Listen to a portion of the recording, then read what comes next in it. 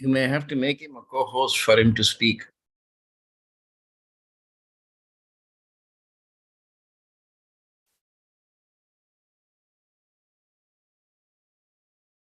Yes, he has been made co-host.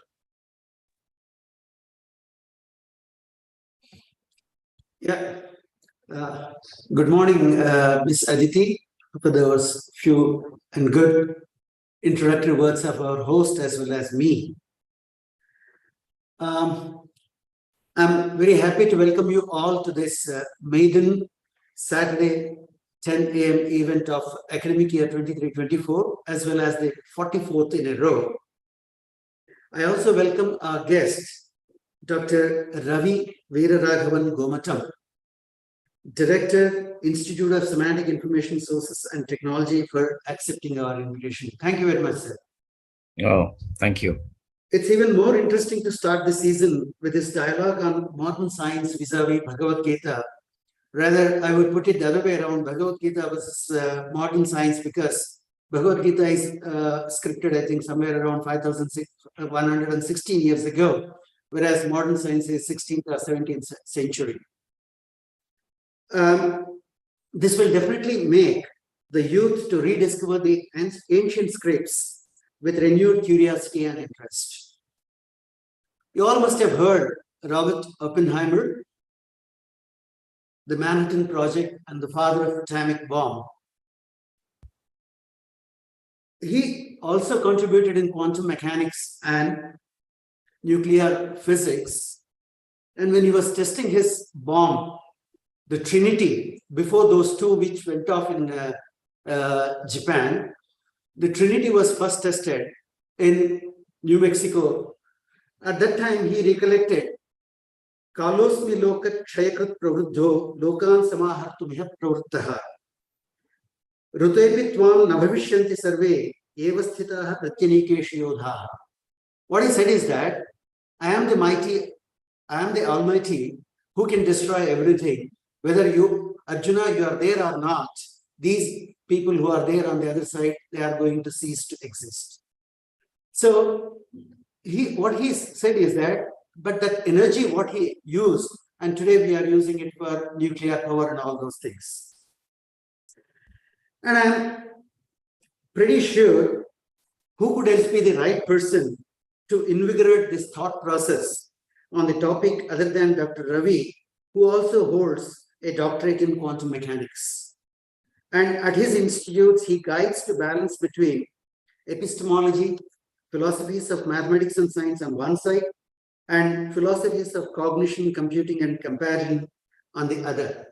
So I don't want to stand anymore between you and our guest and wish a good debate. Thank you for your precious time and attention. Thank you. Thank you for your words, sir. So now coming back to our speaker, I'd like to introduce our speaker, Professor Ravi Gomatam. He has a master's degree in electronics engineering and a PhD in the foundations of quantum mechanics. He is the director of the Institute for Semantic Information Sciences and Technology, affiliated with the University of Mumbai. He is also the director of Bhaktivedanta Institute, offering a research program in consciousness studies in collaboration with BITS Pilani. He is currently an active research scientist developing his own new post-quantum theory in physics. He has published 44 research papers in peer-reviewed journals, book anthologies, and major international conferences. His scientific work on foundation of quantum physics organically connects science to religion in general and to Vedic Vaishnava region in particular. So now I'd like to request our guest to say a few words. Please, sir. Okay, I guess I may be saying more than a few words because we have got 1 hour. No problem, sir. Thank you very much for inviting me, and I'm very pleased that Dr. Desai, your director, is also here, and that's a very nice and exemplary inspiration for students.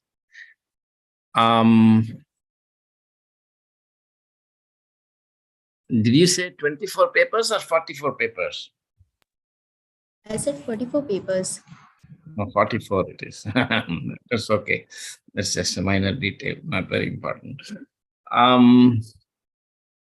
Well, today's topic is something that that is being handled in many, many places in many different ways. And I would like to, of course, thank the organizers of this program to be inviting me for this talk. And it's approximately 1 hour talk, I was told. And so we can have, what is the time right now? I can't see it on the screen. Let me. It's 10:15. Okay, so we are at 45 minutes now. Do we strictly adhere to the time? Yes. Yeah. I mean, you just close it. So then after the 45 minutes, I'll try to speak for about 25 minutes on the topic, and then I'll take questions for the next 20 minutes. And then let's hope that, Yeah, that should be good. Yeah. Thank you, Dr. Desai. So this topic is a much discussed topic. Let me just share my screen. Is my screen visible?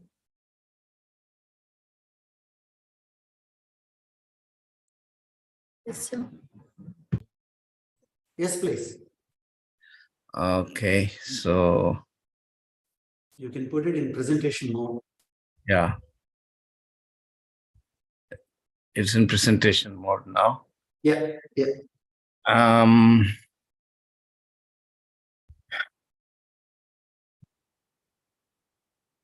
Indeed, the Bhagavad Gita is, 5,000 years ago it was spoken, so it has priority over modern science. But nevertheless, modern science today has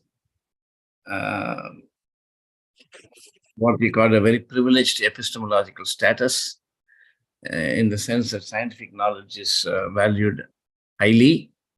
In fact, the very word knowledge is in many quarters associated only with science. There is a schoolgirl a small child wrote to Einstein. It's in his book, Ideas and Opinions, asking him, what does he think about religious knowledge?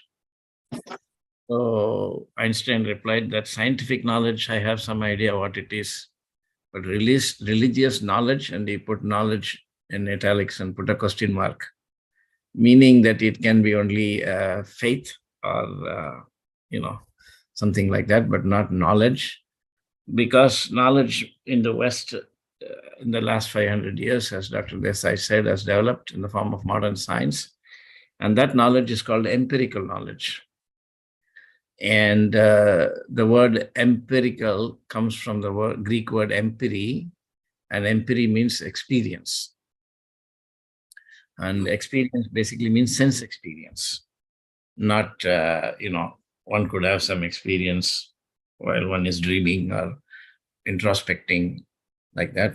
Those are not considered as experience. Observations are a particular type of experience called sense experience or outer experience. Suppose if I said the dinner I had last night was very good, I'm experiencing something, but that's called inner experience. Whereas if I said the meter needle is pointing to +1, that's outer experience. So all science is based on observations, and observations are outer experiences. Okay, so I, of course, as it was said, I had done my master's in engineering from BITS Pilani. Then I went to the States.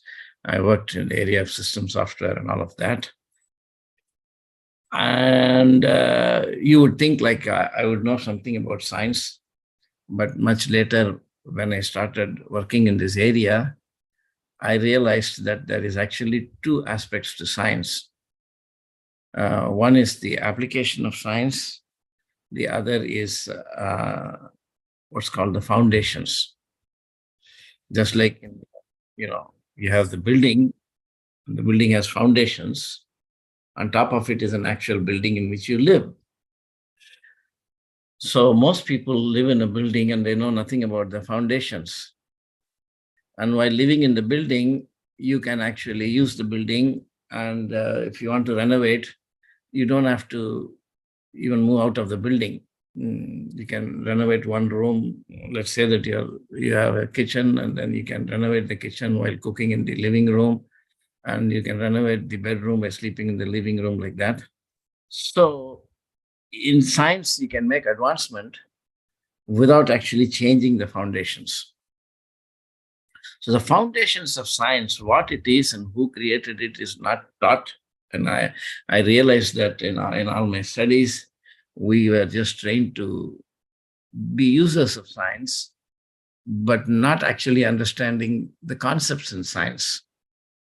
And of course, I'm coming now from the viewpoint of physics that has been worked on this for decades. And, so I had to kind of go back, despite my master in science and all that. I had to go back and re-understand science in order to actually, because Srila Prabhupada, who's established the International Society for Krishna Consciousness, also established a scientific wing of it. And he, inspired me to work in this institute. So when I was in Detroit, I came in touch with, this institute, and I joined. And that's a long time ago. And I realized that if I'm going to connect, the concepts of reality from Bhagavad Gita, Srimad Bhagavatam to science, I have to understand science fundamentally well, because the connection is at the foundations, not in the application level. So when you want to change foundations, you have to actually give up. You cannot live in the building and change the foundations. You have to move out. Similarly, if you want to change the foundations of science, you cannot continue to be a scientist in the current sense and also expect to work in the foundations. So very, very few people work in the foundations of physics. And these are people generally who actually create, new forms of science, not merely apply existing science, which is what we learn when we study engineering and stuff like that, or even pure sciences. So it will be very difficult for me to condense 44 years of my work into a 25-minute talk. And, but I would like to, I try to give a overall overview of the whole work, which is like a trailer. And maybe, one way to further interact would be, for qualified people, students, to do their projects, in science only. It's not so easy to take a scientific project and connect it to Bhagavad Gita. This is, there are generally, so let me just go here. So, okay, so I'll just go here, come out of this, and I have to add here. So one of the ways that people generally think is that whatever is in modern science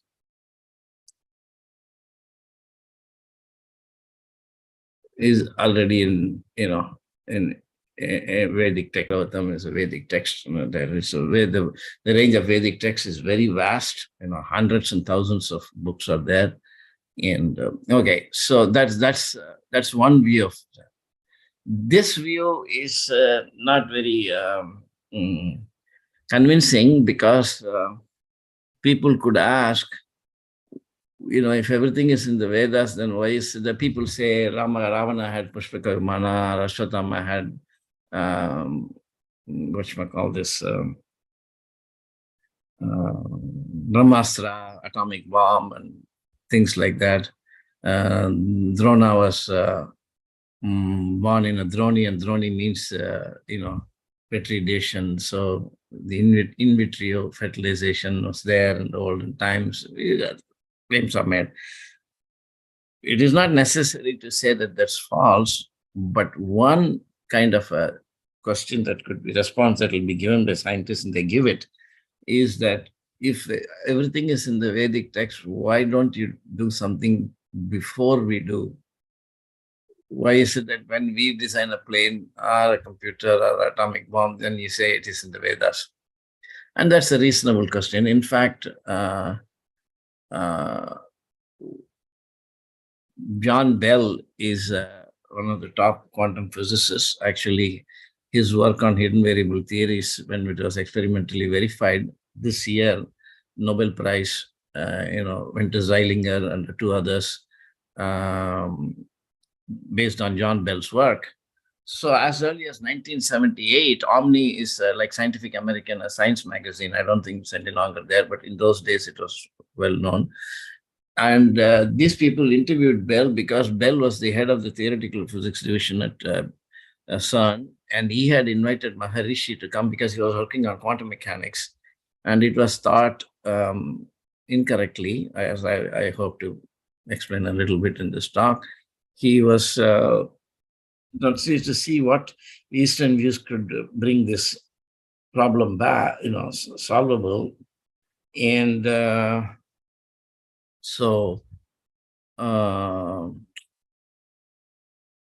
okay, so then people, the Omni people asked him, why did you invite Maharishi to CERN? That is a very bad thing for science, because you are giving authenticity to these people who claim that, some Eastern thought has got something to do with modern science. Then he replied that now the test for a scientist of whether these religious people have something to contribute to science is to ask them not to interpret what we have done already, but to tell us what is going to happen next. If they can tell us the mass of the Higgs boson, at the time it was not discovered, but now it is. He said, and if we find it there, we are all going to learn their philosophies.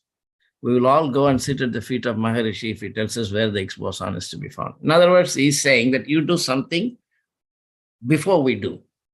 I remember I was introduced to the head of a very prominent Hindu association or movement or whatever it is, and that person, they told him that he's a monk and he's also a scientist. Then he said, "Oh, I'm very happy that you're showing that whatever is in modern science is in the Vedas." And I said, no, that's not what I'm doing. He said, oh, then what are you doing? I said, no, whatever is not in modern science yet, that's what I'm going to show is in the Vedas, which is same as what Dr. Bell was asking for. And quite surprisingly, 1 year before Dr. Bell interview was 78 and 77, Prabhupada, when establishing this institute, said that apart from Puranas and Vedic literature, scientifically, it is a modern science. According to their way, we can convince. Puranas, you may not believe the authority, I may not believe, but scientific truth has to be accepted.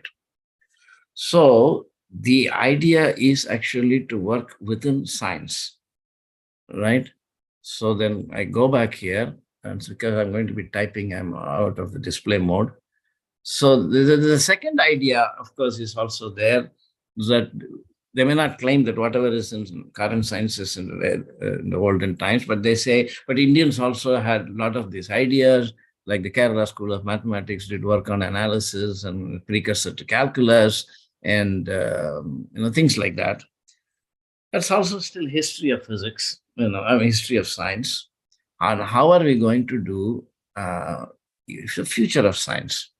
Now, there is also a lot of, presentations about Srinivasa Ramanujan, mathematician, who said that, the goddess Lakshmi in Namagiri, dictated to him whatever he was, writing. Now, that, of course, from the religious point of view, we accept it as true. But the fundamental point is that whatever he did was part of the regular mathematics of that time. And of course, much of his work there is so brilliant that it's, people expect it to be, they're applicable now to many advanced topics in various fields of science and engineering. Notwithstanding all of that, the fact remains that, what is it that he has done that connects it to, the religious thought, other than the fact that, he says that Namagiri, Lakshmiji, inspired him to write these equations, because equations themselves are only in the basis of modern pure mathematics, number theory. I hope you all follow this point. So these ideas are also there, history of physics, and then, also, working only in contemporary science. So the work that I'm doing is actually to develop the next phase, I can put it in capitals, science. So, and this is now, so let's say that this is actually based on Bhagavad Gita. Now, let me see how much time I've taken. 10:02 here, that's 10:30. 9:47 to 10. Okay, I've taken about 19 minutes. Let's see, I've got another 6 minutes. I try to stick to times. All right, so I'm trying to develop the next phase in science. And in science, the choice of problem is always the most critical thing. When you select most people, when they do PhD, they don't succeed in making a good PhD because they may not have a good problem. So one of the important aspects of a guide is to suggest the choice of a problem for doing PhD, or even when you do projects, BTech and all that, your guides, their main role is to suggest a problem area, which you can work on.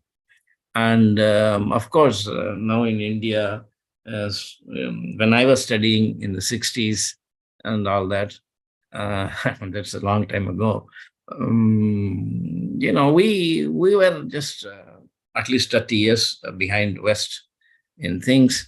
But slowly, by 1980s, 90s, many Indians had gone to America and they came back. And now in 2020, all the boys are, even in undergrad, they are trying to have startups and they do stuff, but it's all within existing science. Okay, so now what exactly can be the connection between Bhagavad Gita? By that I mean the Vedic pantheon of thought and modern science. So the Vedic literatures talk of course, God, and then they talk about soul or consciousness, and time, matter, and karma.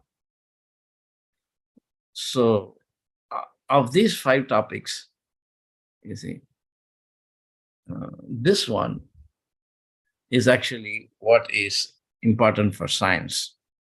So what science studies is actually that matter by itself.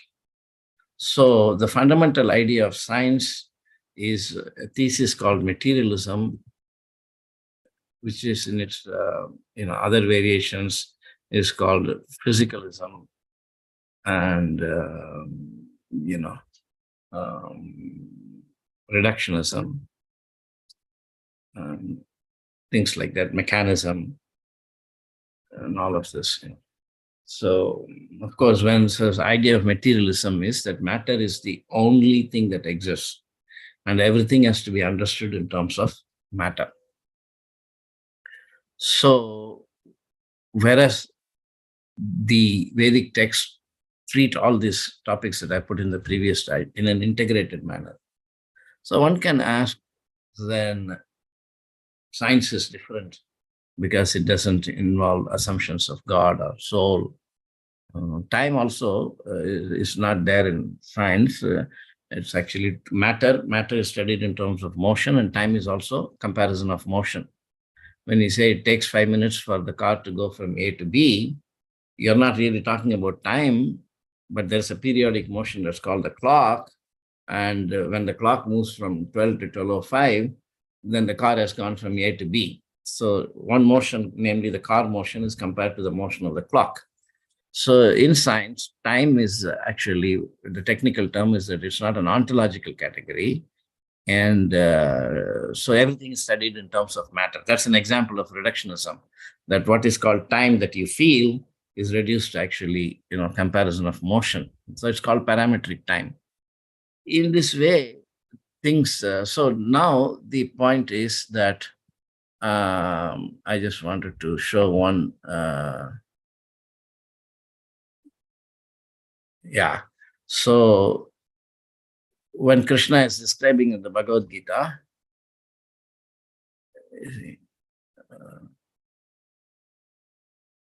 in the 7th canto, he says, Bhumi Rapo Analo Vayu, Kamano Buddhirevacha, Ahankaramiti, and Binna Prakriti Ashtata. He says, earth, water, fire, air, ether, mind, intelligence, and false ego, all together, these 8 constitute my separated material energies. So Krishna makes a very interesting point. Binna Prakriti means separated, energy of, Krishna says is energy of mind. So it means that one can separate matter from God and study. So materialism need not be the idea. So I actually, in my work, I've redefined materialism. Materialism is not the idea that there's only matter in existence. It is not necessary to make such a strong statement in science and especially in physics, because you cannot prove that there are no other energies. But what you could say is that, for example, it's very obvious, for some people, it's obvious that the subject, the conscious person, is, in some fundamental way distinct from matter. So it's called dualism. So when we actually have experience, outer experiences, as I told you, I'm required as a conscious person to have the experience. If there's a table, I have the experience of seeing a table. And matter is also required. So experience is a combination of the object to be perceived and the subject who is perceiving. So we can say materialism is the idea that we only ask in the beginning, what is the contribution of matter to experience?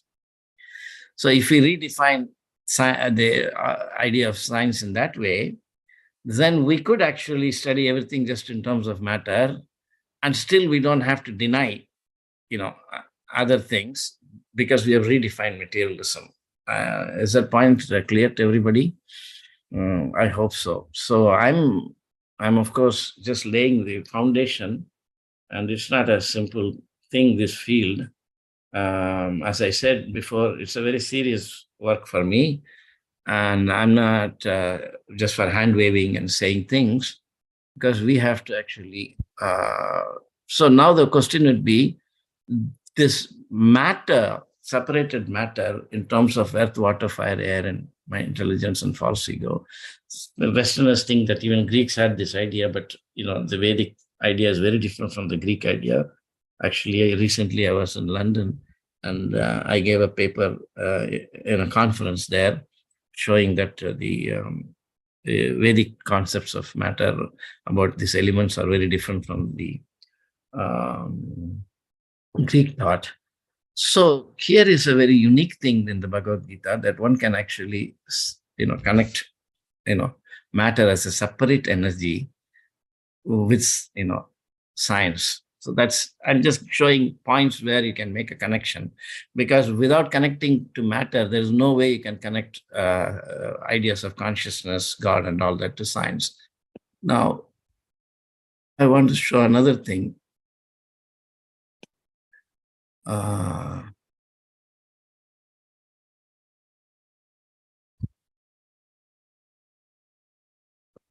Where there was, I'm looking for more. Yeah. So now here is another statement in the Bhagavad Gita. I'm just giving a sample.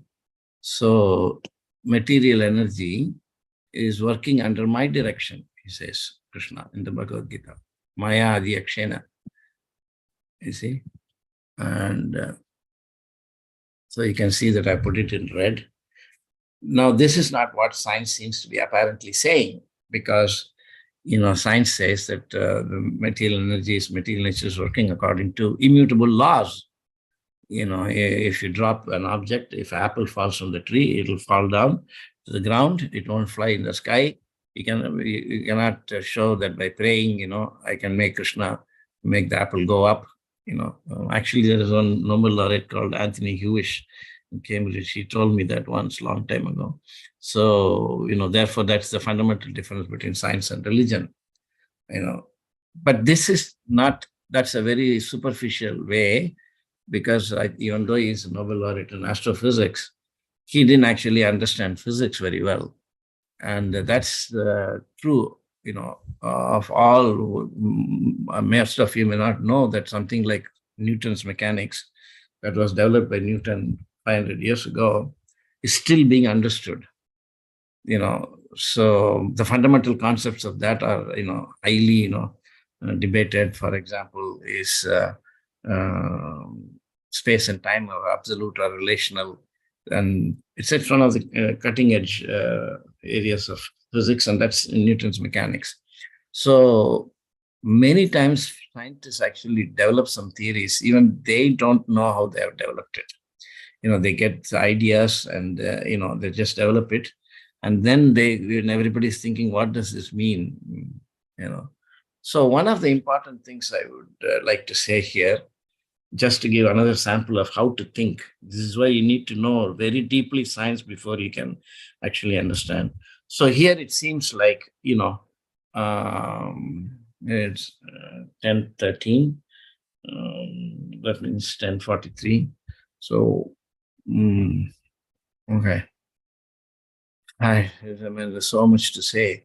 I'll try to wrap up with just giving one example here, and then I'll take questions. So this idea that the claim that matter is working under Krishna's direction or God's direction is incompatible with science, people would say, because matter is working according to causal laws.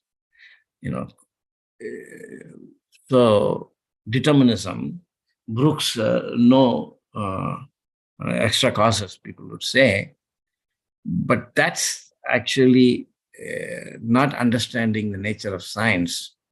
So I'll just go here and I try to. So what I put it here, I know. Okay, let me just try to get the.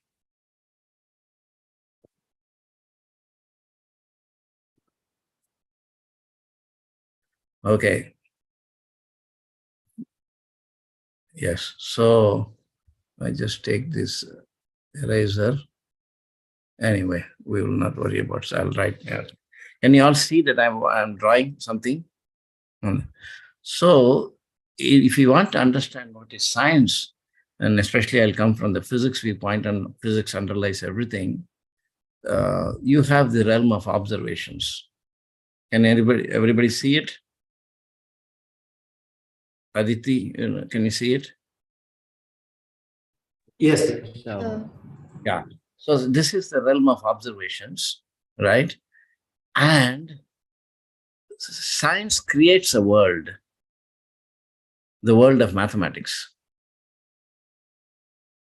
Math.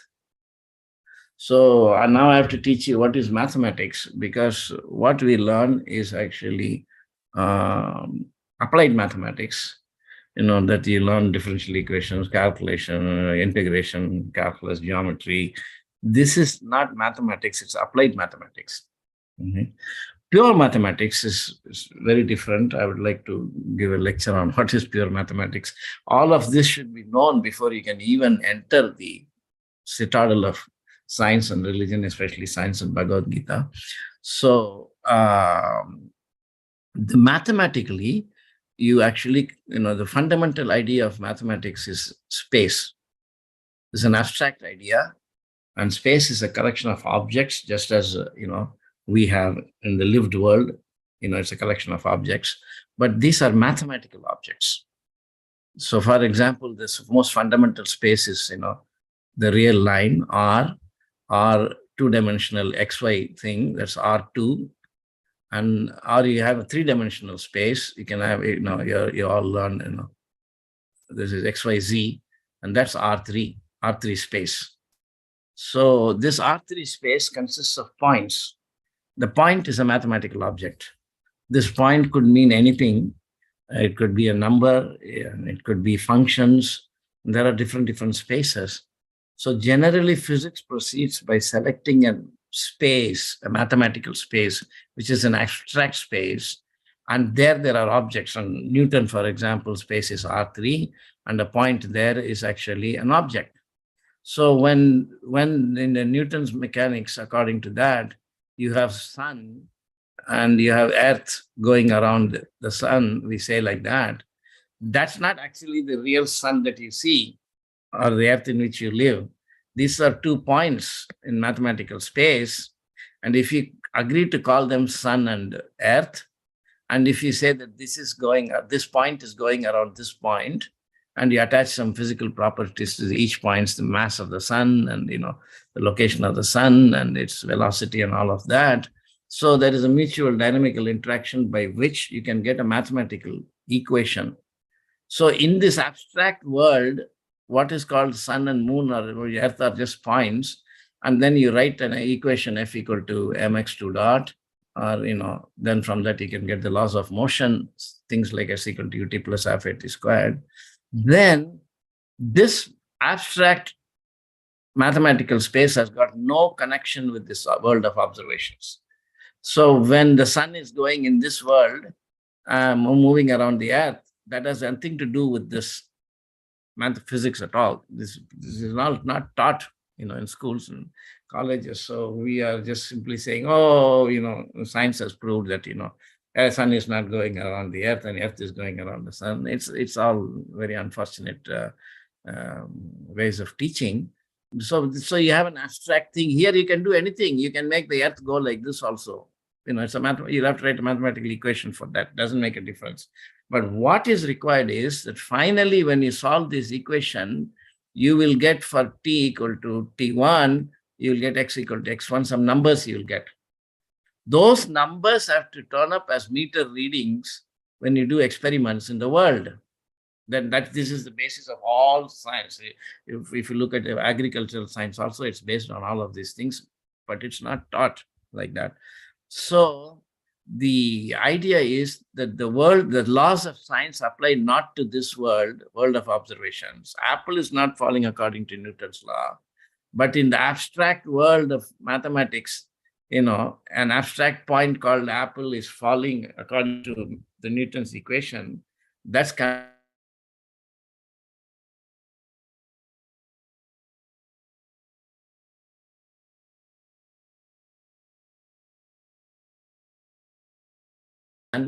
is called physics.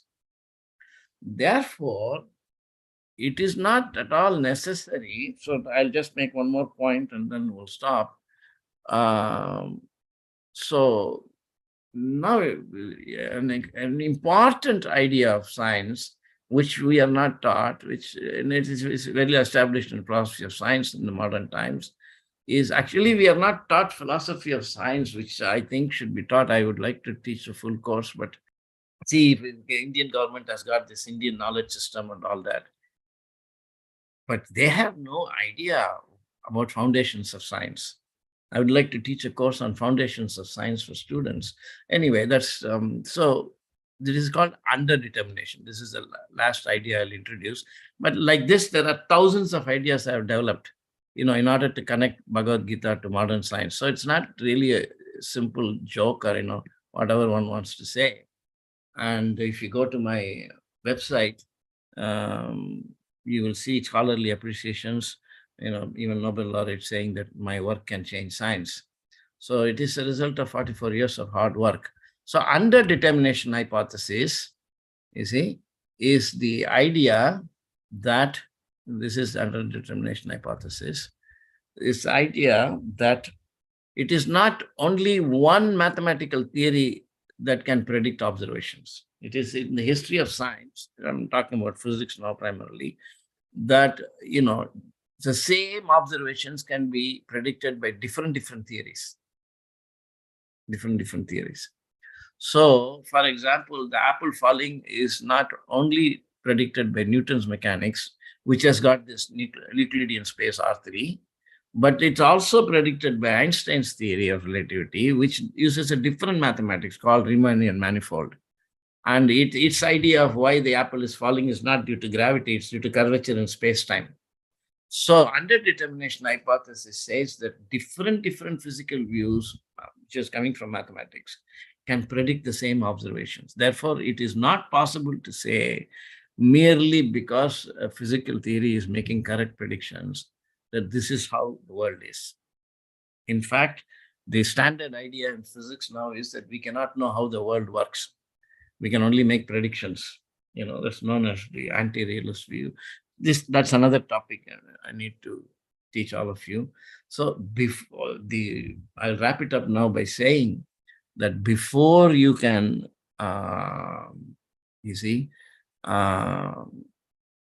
connect Bhagavad Gita to science, you should understand Bhagavad Gita first very deeply, but even before that, you should understand modern science very deeply.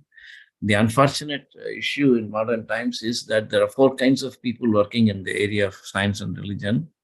There are religious people who know no science, and then there are scientists who know no religion. Then you have got religious people who don't know religion, and you have scientists who don't know science. So these four kinds of people are trying to connect science and religion. It's unfortunate.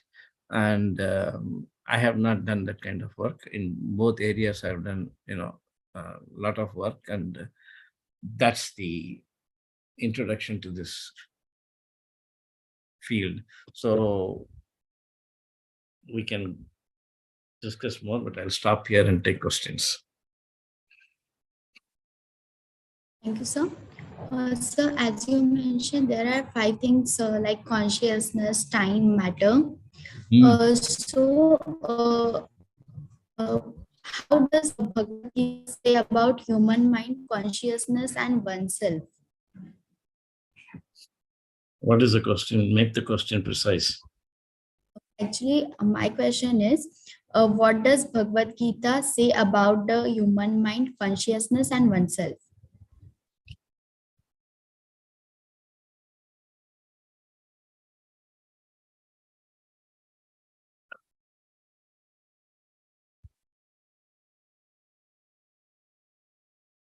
There was a set of questions was sent to me, and one of the questions was that modern science has shown, neuroscience has shown that consciousness is coming from the brain. And, so what does Bhagavad Gita have to say about it? These are not proper presentations of science. In neuroscience, we don't study consciousness. We study what is called NCC, neural correlates of consciousness. In other words, for example, if somebody says that, okay, we have enough experimental techniques that you can plant, say, electrodes in somebody's brain, and you can study, or you can do, PET scan and things like that. And so you do what is called NCC, neural correlates of consciousness. That if somebody is thinking about the apple, then, maybe one part of the brain is, firing, and then somebody is talking about something else, and another part of the brain, so they try to correlate the various states of consciousness you have to various ways in which the brain functions. That is only correlation. It's not causal. And so in neuroscience, there is absolutely no room for the claim that we can explain consciousness. In fact, there are many fundamental open problems in the science of consciousness, such as the problem of color problem, and the binding problem, and the zombie problem, and things like that. There are many issues out there in the field of consciousness studies. In fact, I'm one of the people who started the field of consciousness studies in the world in 1990, when I did a first international conference on consciousness and science in San Francisco. 3 Nobel laureates and 14 other scholars were speakers there. I also presented a paper from the viewpoint of artificial intelligence at that time. So this is a very deep topic, but as far as um, Bhagavad Gita is concerned, uh, it's a very sophisticated system in which there is a clear distinction between mind, uh, consciousness, and soul, the self. So both what is called the apparent consciousness, the I we have. What is this thing? It's saying that turn ink into shapes and text. No, I don't want that. So this screen has become dull. I don't know why. So You can ignore that. Please continue. In any case, so suppose if I make a statement, I see a nice brown table. See, so which parts of it is coming from the world? You remember I said materialism must be to this experience that I see a nice brown table. Well, how much does the subject contributes and how much does the world contribute? It's a unique feature of Vedic thought and Bhagavad Gita. Of course, Bhagavad Gita is expanded better in Srimad Bhagavatam. So it is a unique feature of Vedic thought that every word in this sentence is produced by matter. So even the I is coming from matter. So that's called the apparent I, that's called the false ego. So let me just go back to this. See here, earth, water, fire, air, ether, mind, intelligence, and false ego. All these constitute my separated material energies. So false ego is the one that makes the I come up. And, mind is also another level of matter. So there is this idea of levels of matter. So just like if you have an apple, real apple, it's a fruit. But you can make a 2D representation of the apple. You can make a drawing and it can capture the shape of the apple in 2 dimensions, its color, but it cannot capture its texture and all that. Whereas in a 3D apple, plastic apple could actually have capture the shape in 3 dimensions, its color and its texture, even you might try to produce, and its weight like that, but it still cannot reproduce the taste. So similarly, the soul actually has got original consciousness and mind and intelligence and everything, and those can be reflected in matter, like 2-dimensional this. So we are living in a world in which that is the whole idea of Bhagavad Gita. Otherwise, and quite surprisingly, in science there are a lot of connections to these ideas. But we are living in a world in which all our experiences are external to us. It's imposed on you. You are not experiencing them, but they are experiences. So just like if you're going in a bus, you are not moving because you're sitting in the bus, but still you cannot say you're not moving because you're in the bus and the bus is moving. So material energy, when it is organized in these 8 levels, Krishna is saying it's a great science. It has to be brought out. So this whole thing actually produces our conscious experience, which is imposed on the soul. So you cannot say you are experiencing it because it's matter, just like you are not moving, the bus is moving. But nor can you say you are not moving because you are going from Bombay to Delhi in the bus.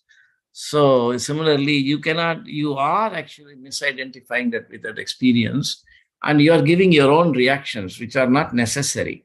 Just like when you go to a movie, a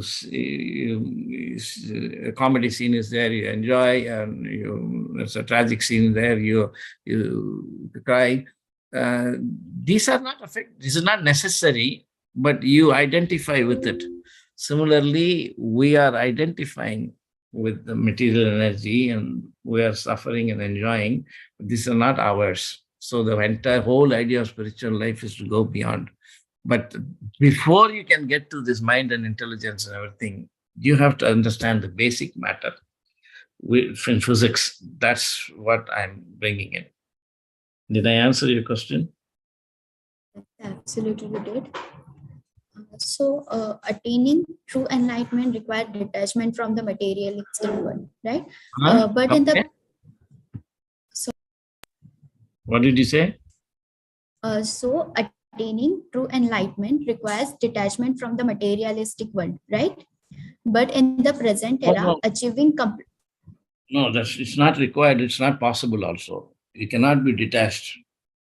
Because if you're sitting in a bus and you want to separate how I'm not moving, but the bus is moving, it's very, very difficult. And that's a difficult and generally not successful path. But there's another path which is better. But let me not interrupt your question. Go on. Okay, so but in the present era, achieving complete detachment may not be entirely feasible. So, Hmm. how can one reach enlightenment with still fulfilling their responsibilities as a son or student? This is your question, or people are typing in the chat? Question. Huh? My question. Oh, you can also invite people to type on the chat, and then we can answer that also. So this is a good point, but it's not only that in this era, it's difficult to be detached. In any era, it's difficult to be detached. Even if you take the old time, Satyuga and all that, even great sages, they have had problems. Vishwamitra, very famously, cohabited with Menaka, and I think Shakuntala was born as a result of like that. It's there. So it always happens. So it is not a good idea to try and detach ourselves, but we have to dovetail everything. So the idea is that material experiences can be spiritualized if they are used in Krishna's service. Just like a computer is not by itself material. It depends on how you use it. So if we are using it to, say, watch some movies, it may be material. But if we are discussing like this with a Zoom connection, Bhagavad Gita, and then it's spiritual. So nothing is material by itself. That is the idea. It's a deeper idea than saying, I'm spirit and I'm not matter and I want to separate from matter. You say that even matter actually can be spiritualized if it is used in the service of Krishna. That is a lesson of Bhagavad Gita. So in the modern times, the question is, how can the students actually practice renunciation? It is not necessary to renounce matter, but students can also dovetail, connect matter to Krishna, God, and that's exactly what this whole thing is about. So, for example, if somebody wanted to do quantum computing, I can give some projects that are completely connected to Krishna. Like I'm working in quantum mechanics.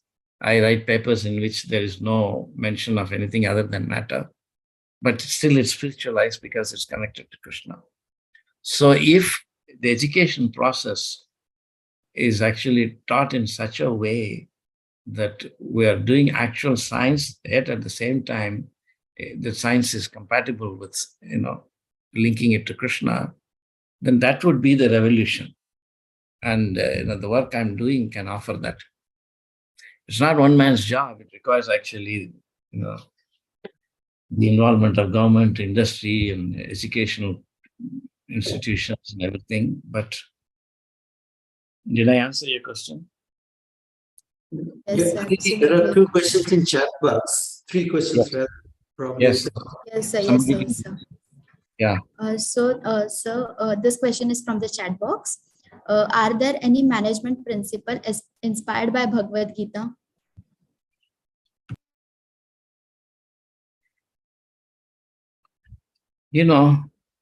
Like I said, it's not a one man's job. So I don't generally hold forth on everything. For example, if it were to be asked, what is the connection between Bhagavad Gita and agricultural science? Circle can be made, but it requires work. So be it economics, psychology, management, history, mathematics, physics, everything can be, connected. The Bhagavad Gita view on these can be connected to these fields. So specifically about management, there was one professor called Chakravarti in IIM Ahmedabad way back in the 70s. He wrote one of the first books on management and ancient Indian thought, long time ago. But no one has actually succeeded, other than platitudes. So I would say, based on my work in physics, that we should know that psychology, is very much based on physics. People may not know it, but the behaviorism in psychology came from the mechanistic viewpoint of Newton's physics. So if physics changes, we can also apply those principles to psychology and, management. Psychology is not necessarily a bad word. It can be used. So in order to actually apply Bhagavad Gita to psychology, our management science, human sciences, we need students who are willing to do the hard work, which means you must first understand. Currently, psychology is based on behaviorism, functionalism, and you have to study those things, and all the human management sciences, human resources management is all based on that. And they should be willing to then actually understand the new physics that's being developed. This is why I'm working in physics, because it's most fundamental, and you should be able to apply it. So it's possible if a management student comes to me and says, I want to do a project in management, then I can say yes. And then some basic projects. In the beginning, you cannot directly apply, but at least we can do basic projects that develop they set up the stage. So it's possible, but you must be willing to do it, not superficially simply say, Bhagavad Gita says karma, be attached, not be attached to the fruit of the result of what you're doing. It's all nonsense. That's not what karma is. How can you do some work and not expect a result? That's not really what is the teaching of Bhagavad Gita. But most Hindus think like that. No, you should work and you should not be attached, you should be detached to the result. That's impossible. If you're doing running a company, you cannot say, I've made a lot of profit, but according to Bhagavad Gita, profit and loss are one and the same. So I've decided to treat my profit as loss, so I won't be paying any tax. No, government will put you behind bars. So how can Krishna say something so impractical? No. So even karma is not properly understood. Therefore, if you want to apply Bhagavad Gita to management science, like I'm applying it to physics, and you can see, I have just shown you a glimpse of how deep you have to go to understand the nature of science, physics, in order to apply it. Similarly, you have to go very deeply. You have to study the history of ideas in management. For example, you take economics, for example. The history of ideas is that, this idea of concept of money, isn't it coming from somebody called Adam Smith? That's not my field anyway. I think Adam Smith actually developed the modern concept of money. Then you have, somebody like Karl Marx, who actually had his own ideas of, economics. So you have to study all of that, and you have to penetrate it better than them. In order to connect Bhagavad Gita to physics, I had to do physics better than modern physicists. You cannot do it the way they do and connect it. So whoever is really interested in any field, he can actually, your institute can collaborate with us, and, I'm a, approved research guide at University of Mumbai. So, this is a real academic work. It's possible. Can I answer the question? Of course. So we would like to learn more, but we have to also see the deadline. So thank you, sir, for sparing your time. We got to learn a lot from you. It taught how to embrace our lives, challenges, and courage and conviction. You actually gave us a lot of life lessons. and how modern science and Bhagavad Gita are interrelated with each other. And for this, we need to learn more about mathematics. So, and No, lastly, I would no. like to thank. There you go. Yes, Sorry, sir. Go go ahead. ahead. Okay. Please Okay. go. And lastly, I'd like to thank our director, Sir Dr. Suslendra Desai, and our faculty mentors, Dr. Smita Bunde and Harshal Kotwal, sir, for their constant support and guidance. And lastly, we would like to thank all the wonderful participants for joining us today and making this a successful session. Thank you, sir. I just want to make one announcement that Yes, I sir, have a sure. YouTube channel under my spiritual name, Rasaraja Dasa. If you go to YouTube and you search for RASARAJA, Rasaraja Dasa, DASA, you will get my channel. There I have many Yes, short sir. videos, 3-minute, 4-minute videos on various aspects of science and Bhagavad Gita. So now that you got an introduction, I've given a glimpse of the kind of possible connections we can make. People can view those videos, and if you like, you can subscribe because we regularly release YouTube Yes, shorts. sir. Hmm. Yes, yes, sir. Thank you, you, sir. Thank you, sir. Dr. Desai. Thank you very much. Thank you very much, sir. That was very enlightening. Thank you very much. Thank you. Yes, Thank sir. you. Thank you.